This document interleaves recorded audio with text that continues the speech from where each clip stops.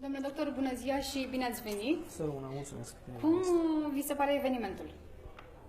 Un eveniment pe care îl aștept de ceva timp, un eveniment minunat și, ce să spun, s-a ridicat mult peste așteptările mele. În ce sens? În sensul că au apărut foarte multe lucruri noi și lucruri care sunt foarte interesante, lucruri de care, sincer, nu am auzit și pe care de-abia aștept să le pun în practică.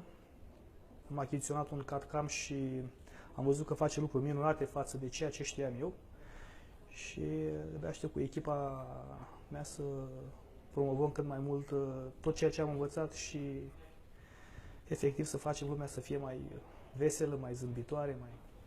Cât de mult schimbă sau influențează performanța și rezultatele obținute în relația cu pacienții, în cazurile pe care le aveți, tehnologia digitală în general? Este enorm. Deci e ceva wow. Toată lumea rămâne perplexă, că nu cred așa ceva. Faptul că sfera asta digitală a apărut recent, mai nou, nu chiar... A ajuns mai greu la marele public și atunci sunt impresionați. Sunt impresionați și sunt, de fapt, plăcut impresionați și le dă o încredere, le dă un alt suflu. E cu totul și totul altceva. Care au fost echipamentele și poate produsele pe care le-ați folosit cel mai mult în ultimul an și care au avut cele mai bune rezultate? Cele mai bune rezultate, pentru că acum de câțiva ani de zile practicăm mai mult implantologia, sunt implanturile și protetica pe implanturi.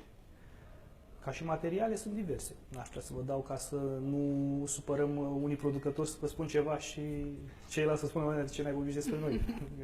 Totul e ok. Totul e ok. Deci nu. Ce să spun, produsele sunt excepționale pentru că n-ai cum să lucrezi cu produse proaste în stomatologie. Nu există, după părerea mea. Nu știu. Dacă au apărut altele, eu nu vreau să le cunosc. Cât de importante sunt evenimentele acestea de socializare și de networking cu alți profesioniști din domeniu pentru dumneavoastră, de exemplu?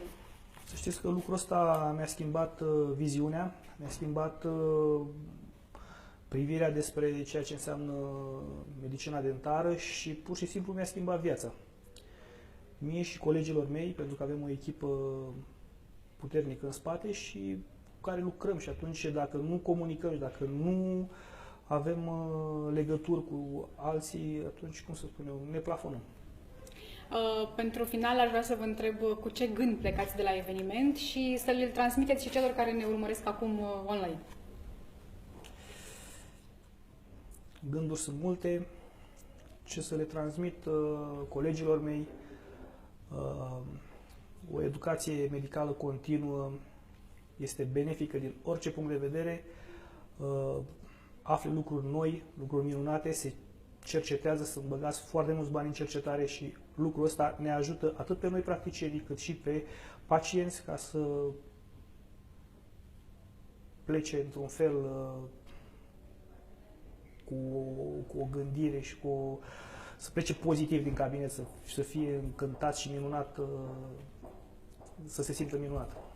Vă mulțumesc pentru timp și vă doresc să plecați de aici cu cât mai multe bune practici învățate sau de la care să vă inspirați. Mulțumim! Vă mulțumesc!